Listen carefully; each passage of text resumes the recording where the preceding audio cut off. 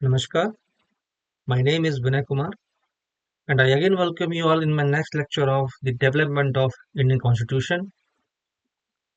Well, students, as you know that the topic which is being discussed by us that is roundtable conferences, and as you know that we have already discussed roundtable conference one and roundtable conference second, which was held in 1930 and 1931 respectively. Students हम बात कर रहे हैं जो London में 3 पोल में सम्मेलन हुए थे, जिसको हम राउंड टेबल कॉन्फ्रेंसेस के नाम से जानते हैं। और इंडियन हिस्ट्री में बहुत फेमस कॉन्फ्रेंसेस रहे ये, और जिसको राउंड टेबल कॉन्फ्रेंस की संज्ञा दी गई। हम अपने प्रीवियस लेक्चर में बहुत अच्छे से देख चुके हैं कि what was round table conference 1930 and what was the second round table conference 1931।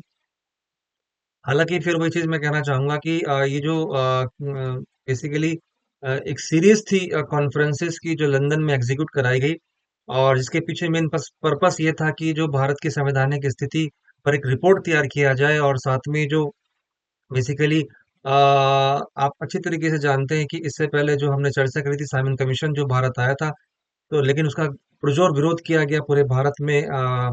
Simon go back के नारे लगाए गए, उसे काले झंडे दिखाए गए, और इसको भारतीयों के द्वारा एक श्वेत कमीशन यानी कि श्वेत आयोग की संज्ञा दी गई। कारण वही था कि इस कमीशन में जो 7 मेंबर्स थे, उस 7 मेंबर्स में एक भी भारतीय नहीं था। अब सीधी सी बात एक जान लीजिएगा कि जिस कमीशन को ये बोला गया है कि भारत की राजनीतिक आर्थिक आबोहवा को देखते हुए, भारत की परिस्थितियों को देखते हुए भारत के लिए संविधान तैयार करे, भारत की जो राजनीतिक स्थिति थी उसको ध्यान में रख के रिपोर्ट तैयार करे, और उस रिपोर्ट में एक भी भारतीयों का ना लिया जाना, really it was very much ridiculous, और साथ में ही एक बहुत बड़ा इंसल्ट था भारतीयों के लिए, जिसके लिए इसका विरोध किया गया। तो ये जो राउंड टेबल कॉन्फ्रेंसेस एग्जीक्यूट की गई थी, जो 3 राउंड टेबल कॉन्फ्रेंसेस थी, जो 1930, 1931 और 1932 में हुई थी, इन तीनों के तहत केवल इसी बात पे विचार किया गया था कि हम भारत के लिए एक संवैधानिक पृष्ठभूमि तैयार करें, एक रिपोर्ट तैयार करें, एक प्रॉपर डॉक्यूमेंटेशन हो, और भारत के लिए संविधान तैयार किया जा सके। साथ में साइमन कमीशन में ऐसे क्या लूप होल्स रह गए थे, ऐसी क्या खामियां रह गई थी, जिसका विरोध हमें सहना पड़ा, और साइमन गो बैक के नारे लगाए गए। हालांकि स्टूडेंट्स, एक बहुत बड़ी बात मैं आपसे यहाँ ये भी डिस्कस करना चाहूंगा कि कुछ चीजें ऐसी हैं जो कभी भी मैं हालांकि टॉपिक तो अभी सेम ही है, हमारा राउंड टेबल कॉन्फ्रेंस चल रहा है, तो 2-3 चीजें इसमें बहुत अच्छे से आप याद रख लीजिएगा, क्योंकि बहुत सारे एग्जाम्स में वो क्वेश्चन पूछे जाते हैं। तो पहला तो यही है कि इसको श्वेत पत्र की संज्ञा दी गई, किसको दी गई, तो साइमन कमीशन को दी गई, श्वेत कमीशन की संज्ञा दी गई थी, व्हाइट कमीशन की संज्ञा दी गई थी। दूसरा, इसमें जो साइमन कमीशन था, इसमें कितने मेंबर्स थे, तो इसमें देयर वर 7 मेंबर्स, 7 मेंबर्स थे। और फिर एक दो और भी बहुत इंपॉर्टेंट कंटेंट्स है which I have already discussed with you, like कि ऐसा कौन सा कमीशन आया कि जिसके तहत अंग्रेजों द्वारा, ब्रिटिश द्वारा लाठियों के प्रहार से भारतीय नेता की मृत्यु हुई थी। वो तो लाला लाजपत राय थे, उनका उन पर लाठियों से प्रहार किया गया था। और जब वो लाहौर में, पंजाब में, that used to be part of the Punjab, but right now Lahore is the part of Pakistan. तो उस समय उन्होंने वहां विरोध करा था, तो उस ब्रिटिश सरकार की लाठियों के प्रहार से उनकी मृत्यु हुई गई थी। ही वॉज हॉस्पिटलाइज्ड, और जो कि काफी गंभीर चोटें आई थी उनको। तो ये भी बहुत मेजर इंसिडेंट रहा हमारे हिस्ट्री में, इसको प्लीज भूलिएगा मत, बहुत इंपॉर्टेंट है। और साथ में कितने कॉन्फ्रेंसेस थे, तो कई बार इनकी डेट भी आती है, जैसे कि first round table conference, second round table conference और थर्ड राउंड टेबल कॉन्फ्रेंस। तो कई बार कॉम्पिटिटिव एग्जाम्स में इसके डेट्स भी आपसे पूछे जाते हैं।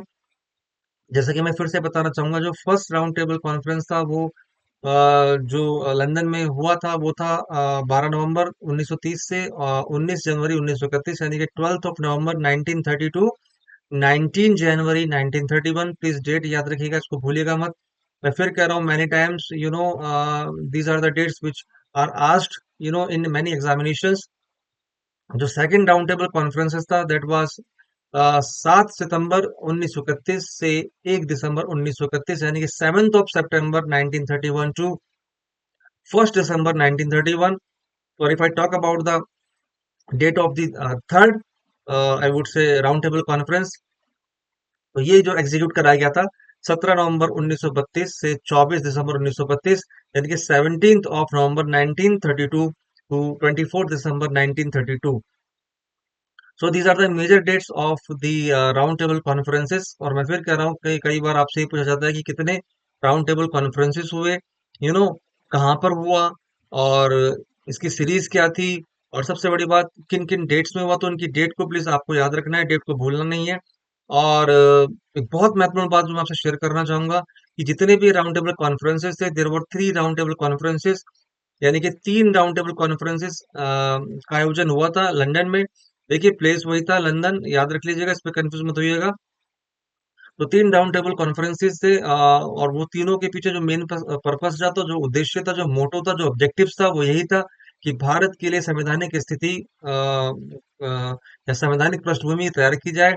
जो बहुत से अधिक जो सोशल टर्माइल था, जो ब्रिटिश सरकार को कहीं ना कहीं लग रहा था कि अब वो ज्यादा दिन शासन नहीं कर पाएंगे, अलग अलग अलग हो जाएंगे।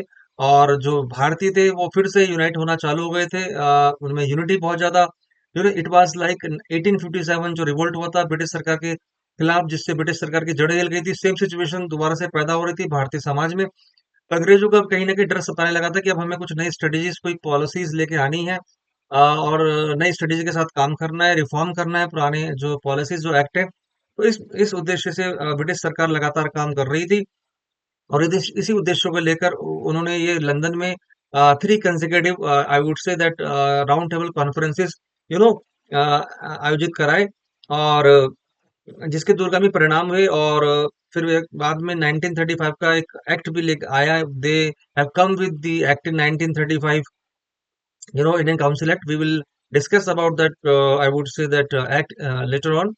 But फिलहाल, the topic which I have got for you, or should I say that the today's discussion is based on a very important topic, that is roundtable conference. Or as I had said that I'll bring a new topic, I'll bring I would say that very interesting and important topic in my next lecture. So I'm here with a new lecture which is on third roundtable conference, and it was held 17th of November 1932, 24 दिसंबर 1932। यानी कि जो कभी आपसे कभी कोई date पूछ ले कि जो ये तीसरा राउंड टेबल कॉन्फ्रेंस या तीसरा जो गोलमेज सम्मेलन था, ये कब से कब तक हुआ, तो स्टूडेंट्स आपको याद रखना है, ये हुआ था 17 नवंबर 1932 से 24 दिसंबर 1932 के बीच। हालांकि फिर एक बहुत बात कहूंगा, बहुत इंपॉर्टेंट बात आपसे कहूंगा कि इफ एनीवन आस्क यू कि what were the consequences of this particular round table conference, तो एक बात याद रख लीजिएगा, कि जिस तरीके से जो फर्स्ट राउंड टेबल कॉन्फ्रेंसेस था 1930, और जो सेकंड राउंड टेबल कॉन्फ्रेंसेस था 1931, तो ये भी जो है बेसिकली जिस तरीके से कोई परिणाम प्रॉपर नहीं निकल के आए, इसको कुछ रिजल्ट प्रॉपर नहीं आए, या हम ये भी कह सकते हैं कि जिस तरह से पहला और दूसरा जो गोलमेज सम्मेलन विफल हुआ। हालांकि जो सबसे बड़ी पार्टी थी कांग्रेस, आपको पता ही, जो पूरे भारतीय समाज का रिप्रेजेंट कर रही थी, वो तो पहले गोलमेज सम्मेलन में उपस्थित ही नहीं थी। उसने फर्स्ट गोलमेज सम्मेलन का बहिष्कार किया था। ये बात आपको अच्छी तरीके से पता है, क्योंकि उस समय जो महात्मा गांधी जी ने सिविल डिसओबीडियंस मूवमेंट, यानी कि स्वदेशी आंदोलन वो कुछ चला रहे थे, और जिसके कारण उन्होंने नमक का कानून तोड़ा था। तो बेसिकली उसके कारण बहुत सारे भारतीयों को जेल में थे। Gandhi ji was also in jail. उस कारण से भी वो वहां पर कोई भी कांग्रेस का सदस्य रिप्रेजेंट नहीं हो पाया, प्रेजेंट नहीं हो पाया, अपनी बात नहीं रख पाया। तो पूर्णतः कांग्रेस के द्वारा जो पहला वाला जो गोलमेज सम्मेलन है, उसका बहिष्कार किया गया था।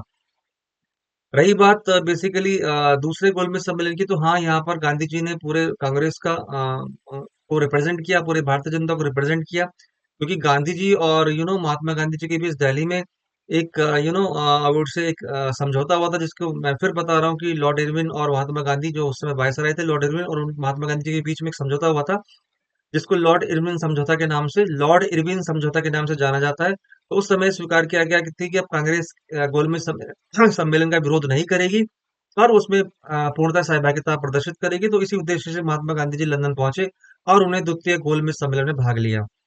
लेकिन एक बात यहाँ पर ये बहुत ध्यान रखने योग्य है कि फिर से एक बार महात्मा गांधी के द्वारा तृतीय गोलमेज सम्मेलन का विरोध किया गया, यानी कि the third roundtable conference has been opposed by Mahatma Gandhi, and again he was not part of this third roundtable conference. याद रख लीजिएगा, महात्मा गांधी जी या कोई भी कांग्रेस का सदस्य third party, sorry, third round table conference का सदस्य नहीं था। कांग्रेस वहां पर प्रेजेंट नहीं थी। जिस तरीके से कांग्रेस के द्वारा, जो भारतीय कांग्रेस थी उसके द्वारा जो पहला गोलमेज सम्मेलन का विरोध किया गया था, ठीक उसी तरीके से थर्ड गोलमेज सम्मेलन का भी विरोध किया गया। बट एक बात आप लोगों के लिए जान लेना और भी ये ज्यादा जरूरी है, एक चीज मैं आपसे, कभी कभी एक चीज किताबों में आपको नहीं मिलती है, कि थर्ड राउंड टेबल में जो तीसरा गोलमेज सम्मेलन था, इसके तहत में इनको आमंत्रित भी नहीं किया गया था। जान लीजिएगा कि Mahatma Gandhi was not invited as far as third roundtable conference is concerned. I mean to say that British government have not invited Mahatma Gandhi or any Congress party to please come and be a part of, I would say, that third roundtable conference. तो ये भी एक बहुत बड़ा मुद्दा था कि उनको आमंत्रित ही नहीं किया गया था, उनको इनवाइट ही नहीं किया गया था। ये बहुत इंपॉर्टेंट बातें हैं बच्चों, जो मैं आपके साथ डिस्कशन कर रहा हूँ, क्योंकि बेसिकली फिर से वही चीज कहूंगा कि कभी भी कोई भी कॉम्पिटिटिव एग्जामिनेशंस जिसमें भी आप अपेयर अपियर होते हैं, जिसमें भी you know become part of any competitive exam, सबसे बड़ी बात आपको पता है कि वो that is based on MCQs kind of questions. उसमें क्या होता है कि आपको कंसेप्ट क्लियर होना चाहिए अच्छी तरीके से। अब होता ये है कि हम पूरी थ्योरी पढ़ लेते हैं बट कंसेप्ट क्लियर नहीं होता है, तो हम जो क्वेश्चंस पूछे जाते हैं, जो क्वेश्चन फॉर्म होते हैं, उसके आंसर को प्रॉपरली हम सही चूज नहीं कर पाते, या हमारे आंसर रॉन्ग हो जाते हैं। कारण यही होता है कि आप चीजों को ध्यान से नहीं सुनते हो। मेरे जितने भी लेक्चर्स, प्रीवियस लेक्चर्स हुए हैं, आपने एक बात नोट करी होगी, किस तरीके से मैं छोटे से छोटे कंसेप्ट को क्लियर करके चल रहा हूँ। और रही बात गोलमेज सम्मेलन की, हालांकि अगर मैं कलेक्टिव रूप में इसको पढ़ाता आपको फर्स्ट सेकंड थर्ड, तो the session would have become very messy और आपको कुछ समझ में नहीं आता। मैंने बड़े अच्छी तरीके से फर्स्ट सेकंड थर्ड गोलमेज सम्मेलन को आपको समझाने की कोशिश करी, and now I am here with the third round table conference. तो बीच बीच में जो मैं आपसे चीजें शेयर कर रहा हूँ, छोटे छोटे से जो कंसेप्ट शेयर कर रहा हूँ, जो मेन पॉइंट, जो मुख्य तथ्य मैं शेयर कर रहा हूँ, इस चीज को आप ध्यान में रखिएगा, क्योंकि क्वेश्चन यहीं से फॉर्म होंगे। यहाँ तक मैंने आपको बता दिया कि कोई स्पेशल निष्कर्ष, कोई कंक्लूजन नहीं निकला, क्योंकि जिस तरीके से जो फर्स्ट गोल में सम्मेलन था और जो सेकंड गोल में सम्मेलन था, उसी तरीके से थर्ड गोल में सम्मेलन के भी कॉन्सिक्वेंसेज रहे। और कोई प्रॉपर एक एक निष्कर्ष नहीं निकल पाया थर्ड गोल में सम्मेलन या थर्ड राउंड टेबल कॉन्फ्रेंस के बाद भी। अब रही बात, जो मैंने आपको बताया, उसको ध्यान में रख लीजिएगा कि कांग्रेस या महात्मा गांधी जी ने केवल सेकंड या द्वितीय गोलमेज सम्मेलन में ही भाग लिया। परंतु अगर मैं आपसे ये पूछूं कि ऐसा कौन सा व्यक्ति जिसने तीनों ही गोलमेज सम्मेलन में भाग लिया, या ऐसे कौन से भारतीय थे जो कि तीनों ही गोलमेज सम्मेलन या जो फर्स्ट सेकंड और थर्ड राउंड टेबल कॉन्फ्रेंसेस हुए लंदन में 1930, 1931, 1932 में, तो ऐसे कौन से भारतीय शख्स हैं जो तीनों ही राउंड टेबल कॉन्फ्रेंसेस या गोलमेज सम्मेलन में उपस्थित रहे? तो याद रख लीजिएगा, उनका नाम था डॉक्टर भीमराव अंबेडकर। जी हाँ, डॉक्टर भीमराव अंबेडकर, जो कि दलितों को रिप्रेजेंट कर रहे थे और भारतीय समाज में उनकी दशा सुधारने के लिए, उनके सामाजिक, आर्थिक और राजनीतिक उत्थान के लिए बेसिकली उन्होंने उसके लिए उनके अलग से निर्वाचक मंडल की बात भी रखी थी। हालांकि बाद में महात्मा गांधी और डॉक्टर भीमराव अंबेडकर के बीच में कुछ कॉन्फ्लिक्ट्स भी अराइज हुए, जिसे पूना पैक्ट के द्वारा या पूना समझौता के द्वारा रिजॉल्व कर लिया गया था। ये बहुत ही इंपॉर्टेंट बातें हैं जो मैं आपके साथ शेयर कर रहा हूँ। अभी मैंने आपको थर्ड राउंड टेबल कॉन्फ्रेंस पढ़ाना स्टार्ट भी नहीं किया है, जैसे आपको मैं ब्रीफ कर रहा हूँ, एक आइडिया दे रहा हूँ कि what is it all about, क्या है इसके बारे में, जैसे कि मैं हमेशा करता हूँ कभी भी whenever I come with a new topic. तो फर्स्ट ऑफ ऑल मैं समझता हूँ it is my duty and it is very much imperative to please give you an brief idea that what is it all about, कि वास्तव में topic क्या है, या एक्ट क्या है, या मूवमेंट क्या है, तो आप उसको अच्छे से समझ पाए, बेहतर वे में समझ पाए। और साथ ही साथ, जैसे कि मैं हमेशा बोलता हूँ कि please you pay attention to my words और pay attention to those contents which are being shared by me, और चीजों को थोड़ा सा नोट करते चलें आप साथ साथ में। If you think that something is important there, तो please make a note on that, because these are the contents which might be very much helpful for you, very much important for you as far as the examinations are concerned। तो ठीक है, ये कुछ मैंने बातें आपके साथ share की कि महात्मा गांधी जी ने again third conference, round table conference का को डिस्कार्ड किया, उसका बहिष्कार किया, वो वहां पर नहीं थे। हाँ, डॉक्टर भीमराव अम्बेडकर, तीनों ही जो राउंड टेबल कॉन्फ्रेंसेस हुई, तो तीनों ही गोल में सम्मेलन रहे, उसमें उन्होंने प्रतिभागी रहे, प्रतिभाग किया, उन्होंने उसमें वहां पर अपनी उपस्थिति दर्ज कराई। इन चीजों को आप नहीं भूलिएगा, बहुत इंपॉर्टेंट है। सो आई वुड से दैट, एक चीज मैं आपसे और इम्पोर्टेंट कहना चाहूंगा बिफोर आई प्रोसीड, कि जैसे कि मैंने आपसे प्रीवियस लेक्चर में भी कहा था कि अगर आपको पता होना चाहिए कि 1931 का, 1932 का बेसिकली गोलमेज सम्मेलन या थर्ड गोलमेज सम्मेलन क्या है, तो उसके लिए You are supposed to have knowledge about the second round table conference, and if you want to know about the, yeah, if you want to make concept clear about the second round table conference, so you are supposed to know, yeah, you are supposed to have knowledge about the that what was the first round table conference. तो ये चीजें एक दूसरे से जुड़ी हुई हैं, कड़ी दर कड़ी जुड़ी हुई हैं, एक दूसरे से लिंक्ड है। तो अगर आपको अच्छे से कंसेप्ट क्लियर होना है तो आपको पता होना चाहिए कि इनका आपस में संबंध क्या है, और बेसिकली इसके पीछे पर्पस क्या थे, ऑब्जेक्टिव्स क्या थे, why these round table conferences have been executed by British government, और लंदन में हुए थे। और बेसिकली मैंने आपको एक ब्रीफ किया। Now I would request you to please allow me to start today's session, which is about third roundtable conferences conference। और इसके बारे में विस्तार से चर्चा करेंगे। अभी तो मैंने जस्ट आपको ब्रीफ आइडिया आइडिया दिया कि थर्ड थर्ड राउंड टेबल क्या था, इसमें कौन लोग उपस्थित थे। हालांकि और भी लोगों ने यहाँ पर प्रतिभागी दर्ज कराई, उसके बारे में मैं आपको बताऊंगा। लेकिन जो मेजर इंसिडेंट जो जुड़े हुए थे थर्ड राउंड टेबल कॉन्फ्रेंस में, वो मैंने आपके साथ शेयर करे। मैंने इसका भी ऑब्जेक्टिव बताया और मैंने इसके कॉन्सिक्वेंसेस बताए, कांग्रेसियों या महात्मा गांधी जी के बारे में आपके बारे में मैंने आपको बताया, जो कि बहुत बार क्वेश्चन आता है कि केवल किस ऐसा कौन सा राउंड टेबल कॉन्फ्रेंस था जिसमें कांग्रेस या महात्मा गांधी जी ने अपनी उपस्थिति दर्ज कराई। तो वो केवल सेकंड था या फिर केवल दूसरे में डॉक्टर भीमराव अम्बेडकर तीनों में उपस्थित थे। So we will start our session, today's session, which is about the third round table conference and which was held, again I would let you know, 17th of November 1932 to 24th December 1932। okay। तो कहना मैं वही चाहूंगा कि प्रथम और द्वितीय गोलमेज सम्मेलन की विफलता के बाद अंग्रेजों को, ब्रिटिश को कहीं ना कहीं लग रहा था कि चलिए अब हम एक और राउंड टेबल कॉन्फ्रेंस को एग्जीक्यूट कराते हैं लंदन में, और हो सकता है कि अब कुछ अच्छे परिणाम, अच्छे निष्कर्ष निकल जाएं। क्योंकि जैसा कि मैंने बताया कि जो राउंड टेबल कॉन्फ्रेंसेस थे प्रीवियस वाले 1930 और 1931 में, जो ऑलरेडी दो राउंड टेबल कॉन्फ्रेंसेस हो चुके थे, उसमें कोई दे it wouldn't have, I would say that it wouldn't have been possible for British government to come with proper solution, और कोई निष्कर्ष नहीं निकल पाया था, उनको विफल माना गया था। तो अब ये जो तीसरा गोलमेज सम्मेलन था, दूसरी और पहले वाले राउंड टेबल कॉन्फ्रेंस की विफलता के बाद या फेलियर के बाद, तो they have come with third round table conferences, जो 17 नवंबर यू नो 1932 या 17 नवंबर 1932 टू 24 दिसंबर 1932 तक चला था लंदन में। और यहाँ पर फिर से वही बात है, जो third round table conference execute किया गया या ऑर्गेनाइज किया गया। देखिए स्टूडेंट्स, मैं बार बार आपको डेट्स रिपीट कर रहा हूँ, और अगर आपने केवल ध्यान से सुन ही लिया तो फिर से वही चीज कहूंगा कि इवन 2 साल 3 साल 4 साल बाद अगर आपके सामने क्वेश्चन आता है कि व्हेन वाज सेकंड और फर्स्ट और let's say third round table conference was organized, तो आप बिल्कुल ऑटोमेटिकली आपका जो ध्यान है, सॉरी हाथ है, वो सही वाले ऑप्शन की तरफ चला जाएगा।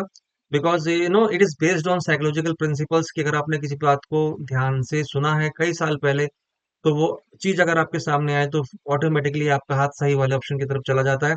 इसलिए आपने देखा होगा कि जो मेन चीज होती है, जो मेन, जैसे हम कॉपी में आंसर जब देते हैं तो अंडरलाइन करते हैं ना, उसी तरीके से जो मेन कंटेंट्स है, तो मैं उसको बार बार रिपीट करता हूँ आपके लिए, प्लीज ध्यान में रखा कीजिए। हालांकि फिर वही कहूंगा, जो थर्ड राउंड टेबल कॉन्फ्रेंसेस है, ये इवन फर्स्ट राउंड टेबल और सेकंड राउंड टेबल कॉन्फ्रेंस की अपेक्षा और भी इसके, आई would say that it was not effective at all, because इसमें जो मेंबर्स थे, जो इसमें प्रतिभागी थे, केवल 46 ही थे। आप देख लीजिएगा, केवल 46 प्रतिभागी पार्टिसिपेंट ने ही इस थर्ड राउंड टेबल कॉन्फ्रेंस में भाग लिया था। इसीलिए कह सकते हैं कि तीसरे गोलमेज सम्मेलन में कुछ प्रतिनिधियों ने भाग लिया, लिमिटेड पार्टिसिपेंट थे, और कुछ उसके निष्कर्ष दूरगामी नहीं हो पाए। अंग्रेज जिस उद्देश्य को साथ में लेके चल रहे थे, ब्रिटिश गवर्नमेंट जिस मोटो, जिस ऑब्जेक्टिव के साथ इन तीनों राउंड टेबल कॉन्फ्रेंसेस को एग्जीक्यूट कराया था, हालांकि उनके हाथ में कुछ नहीं आया। अगेन उन्होंने 1935 they have again come with a new Indian Council Act, which was 1935, and as far as 1935 I would say act is concerned, Council Act is concerned, we will discuss about Indian Council Act 1935 later on in our next lecture। but अब जान लीजिएगा कि वो इसलिए आया था, थोड़ा सा मैं आपको फिर बता दूं, 1935 का भारतीय अधिनियम, कि जो हमारा पहला, दूसरा और तीसरा, यानी कि फर्स्ट, सेकंड और थर्ड जो राउंड टेबल कॉन्फ्रेंसेस है, वो सक्सेस नहीं हो पाए थे। तो अगेन फिर उन्होंने कुछ प्रोविजंस, कुछ नई स्ट्रेटेजीज डेवलप करी, कुछ अपने आप को रिफॉर्म करना चाहा, और फिर वो हर 10 साल बाद, आपको पता है कि ब्रिटिश गवर्नमेंट भारतीयों के संबंध में 10 साल बाद कुछ कानून को, कुछ पॉलिसीज को रिवाइज करती थी। तो सेम वे वो 1935 के नए इंडियन काउंसिल एक्ट के साथ आए। और सबसे बड़ा रीजन ये भी था कि जो गोलमेज सम्मेलन में उनको डिजायर्ड रिजल्ट कॉन्सिक्वेंसेज नहीं अचीव हो पाए थे, उसके एवज में भी वो 1935 का इंडियन काउंसिल एक्ट लेकर आए थे। खैर, सबसे पहले हम यहाँ पर बात करेंगे basically what were the I would say major participant as for the third round table conference is concern. तो लंदन में जो तीसरा गोलमेज सम्मेलन हुआ था उसमें बेसिकली मैं आपको थोड़ा सा बताऊंगा, हालांकि इंपॉर्टेंट तो कंटेंट में आपको बता चुका हूँ कि कौन कौन पार्टिसिपेंट थे, लेकिन थोड़ा सा इसको ध्यान में रख लीजिएगा। एक बार अगर हम बात करें कौन कौन से पार्टिसिपेंट थे जिन्होंने थर्ड राउंड टेबल कॉन्फ्रेंस में पार्टिसिपेट किया। तो अगर मैं बात कर रहा हूँ कि अगर ग्रुप की बात करें तो ब्रिटिश भारतीय प्रतिनिधि, तो ब्रिटिश भारतीय प्रतिनिधि को जो रिप्रेजेंट किया था प्रतिभागी व्यक्ति आगा खां तृतीय ने। ठीक है।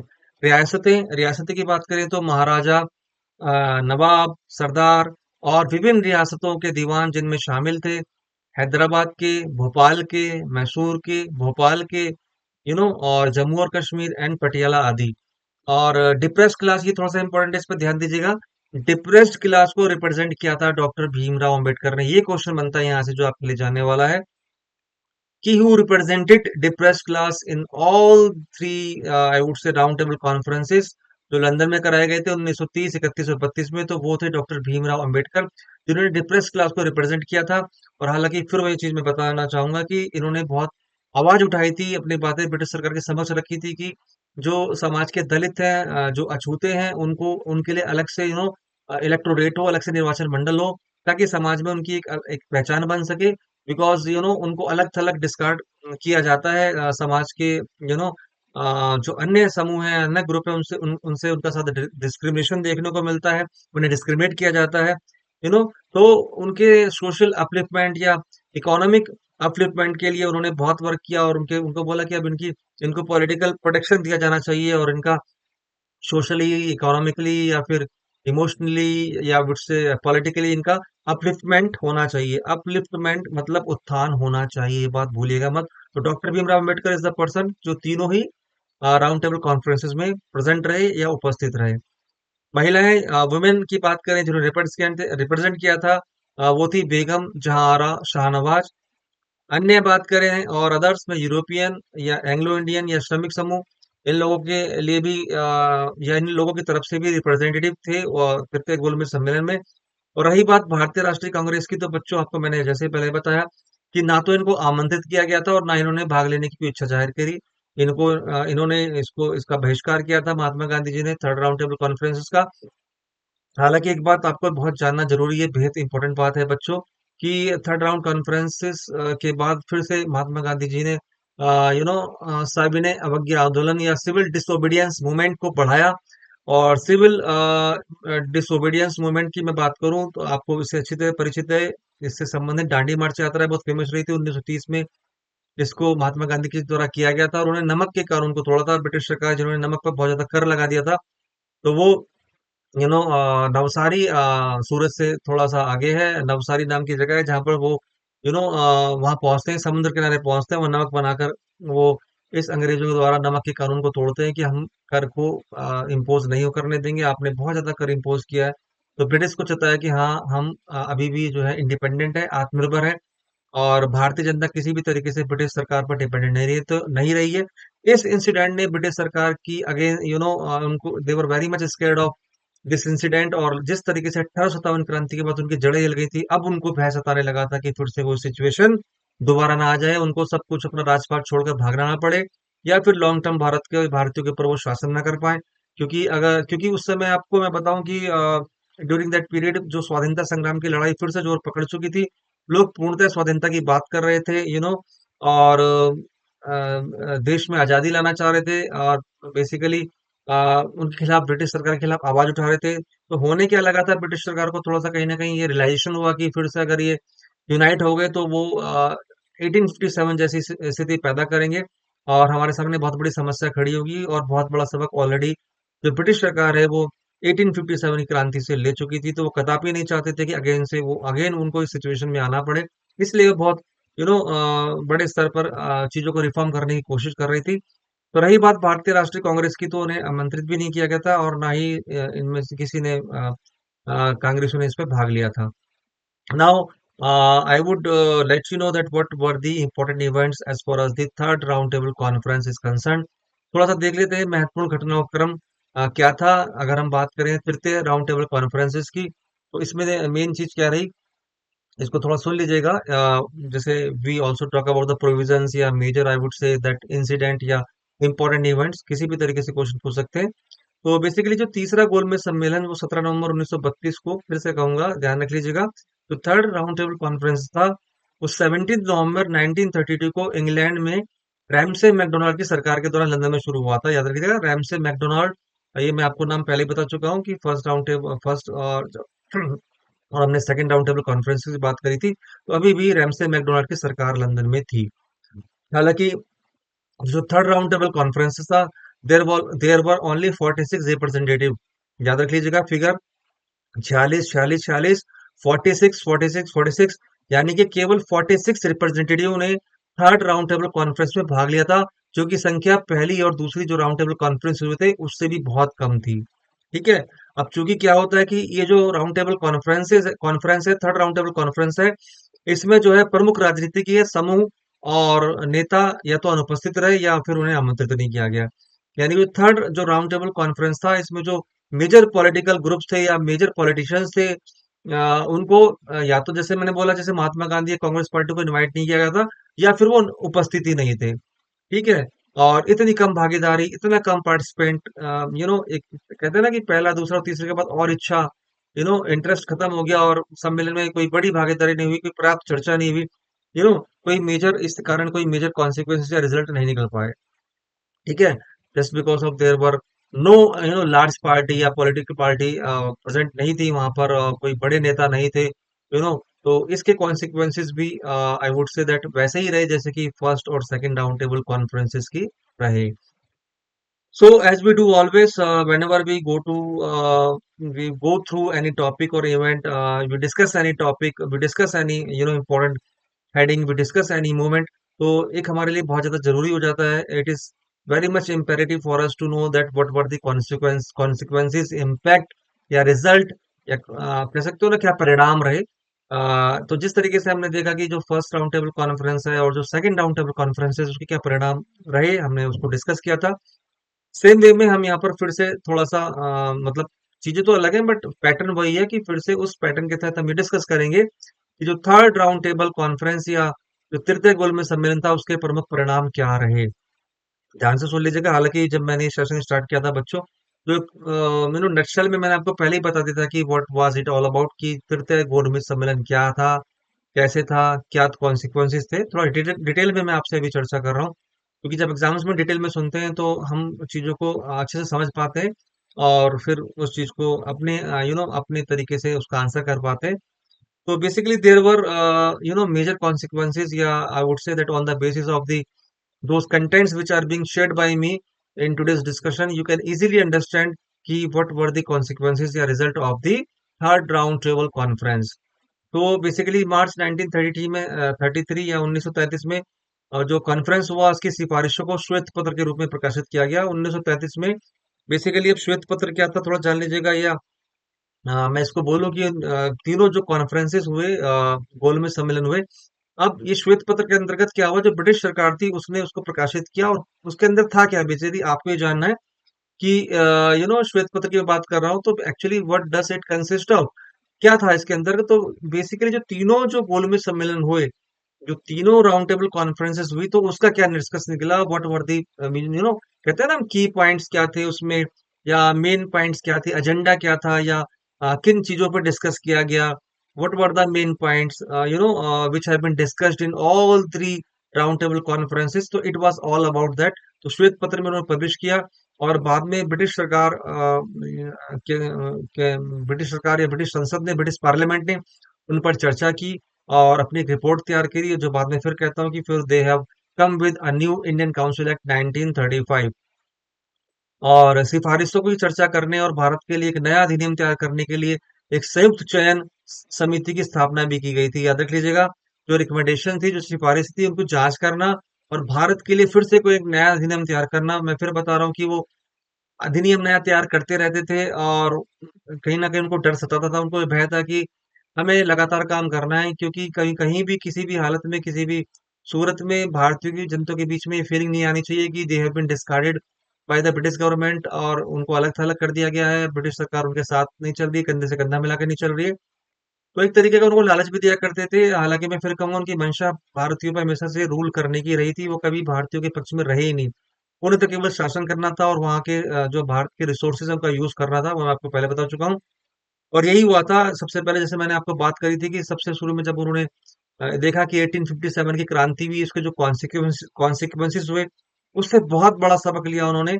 और फिर उसके बाद they have come with 19 sorry 1858, जो 1858 का जो गवर्नमेंट इंडिया एक्ट था उसके उसको लेकर आए।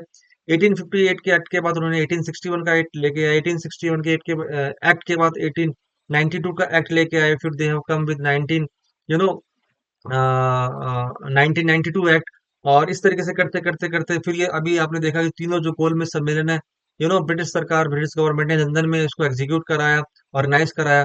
तो ये सब के पीछे क्या पॉलिसी काम कर रही थी कि किसी भी तरीके से भारतीयों के लिए हमें एक ऐसा एडमिनिस्ट्रेशन होना चाहिए, हमें ऐसा प्लेटफॉर्म तैयार करना है जिससे इन पे आपसी फूट बनी रहे। थोड़ा ध्यान दीजिएगा, जैसे कि मैंने आपको फर्स्ट गोलमेज सम्मेलन के तहत बताया था कि उनका मेन मोटो ये था कि इनको थोड़ा सा डिवाइड करें, इनमें फूट पड़ा है, उसका फायदा हम लें। ये भी कहीं ना कहीं चाहते थे, क्योंकि आपने देखा कि किस तरीके से बहुत जल्दी एग्री हो गए थे जब 1906 में आगा खां के नेतृत्व में एक कमेटी तैयार होती है और पहुंचती है शिमला। और जो उस समय लॉर्ड वायसराय थे, लॉर्ड मिंटो, उनके समक्ष बोलती है कि हमें मुसलमानों के लिए एक अलग से निर्वाचक मंडल चाहिए, अलग से इलेक्टोरेट चाहिए। तो उन्होंने कितनी जल्दी उस चीज को एक्सेप्ट कर लिया, बोला कि ठीक है। तो उन्हें मालूम था कि भाई हिंदू और मुस्लिम इस तरीके से हिंदू और मुस्लिम के बीच में कॉन्फ्लिक्ट अराइज होंगे, उनके आपसी मतभेद बढ़ेंगे, ठीक है, और एक दूसरे से द्वेष भावना बढ़ेगी, आपसी भाईचारा खत्म होगा, और उसका फायदा ब्रिटिश सरकार उठाएगी, वो करते भी थे। तो इसी तरीके से कहीं ना कहीं ये जो तीनों राउंड टेबल कॉन्फ्रेंसेस हुए, तो इसके पीछे भी उनका मकसद एक ही था कि भारतीयों के बीच में आपसी फूट रहे और उसका फायदा हम उठाएं। हालांकि वो बात अलग है कि भारत के लिए एक ऐसी संवैधानिक पृष्ठभूमि तैयार की जाए, जो ब्रिटिश सरकार के हित में हो। और साथ में जो साइमन कमीशन जो भारत आया था और उसमें कैसी लूप होल्स रही, जिसके कारण इसका विरोध किया गया भारतीय जनता के बारे में। तो ये भी एक बहुत बड़ा रीजन था इन तीनों गोलमेज सम्मेलन के पीछे। अब उसके बाद में क्या हुआ कि ये, अगर हम रिजल्ट की बात करें तो अब चूंकि फिर से वही कहूंगा कि विफल रहा, कोई ऐसा कुछ कोई बड़ा अचीवमेंट नहीं था। और जिस तरीके से फर्स्ट राउंड टेबल कॉन्फ्रेंस और सेकंड राउंड टेबल कॉन्फ्रेंस के कोई दूरगामी परिणाम ना निकल सके, सेम वे में यहाँ पर वही हुआ। और फिर ब्रिटिश सरकार को उसकी जांच करने के लिए दिया गया, एक श्वेत पत्र प्रकाशित किया गया था। और फिर 1935 में फिर भारत सरकार का एक नया अधिनियम इस समिति के रिपोर्ट के मसौदे पर आधारित था, यानी कि 1935 का जो इंडियन गवर्नमेंट एक्ट जो आया 1935 का, उसके अंतर्गत फिर से कुछ स्पेशल प्रोविजंस थे इसके अंतर्गत, या प्रोविजंस लाए गए। उन प्रोविजंस के बारे में और उन सेलेंट फीचर्स के बारे में हम बाद में डिस्कस करेंगे नेक्स्ट लेक्चर में, where I will only discuss about the 1935 Indian government act या इंडियन काउंसिल एक्ट।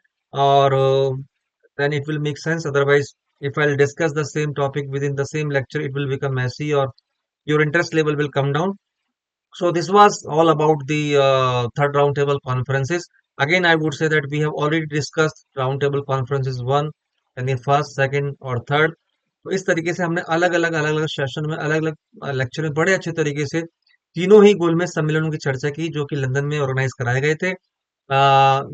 और क्या उसका कॉन्सिक्वेंसेस रहे, क्या मेजर उसके फीचर्स थे, किन पार्टियों ने उसमें पार्टिसिपेट किया था, और बहुत ही इंपॉर्टेंट एस्पेक्ट मैंने आपके साथ शेयर करे। आई होप उन एस्पेक्ट्स को, उन पॉइंट्स को आपने नोट किया होगा, क्योंकि फिर वही चीज कर रहा हूँ कि गोल में सम्मेलन पर बहुत सारे क्वेश्चंस फॉर्म होते हैं और एग्जाम्स में पूछे जाते हैं। टॉपिक बहुत ही ज्यादा इंपॉर्टेंट था, एंड आई होप कि you would have enjoyed the entire session. So I would say that thank you very much for being the valuable part of today's session. And this way we come to the end of today's session. Thank you very much. Thanks a lot for being part of this session. And I hope you would have enjoyed the entire session and it would have been very much interesting too.